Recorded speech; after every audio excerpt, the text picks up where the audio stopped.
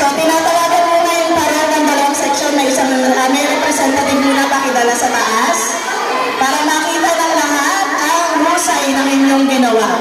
Dito ang isa, dito ang isa. Okay, pakidala.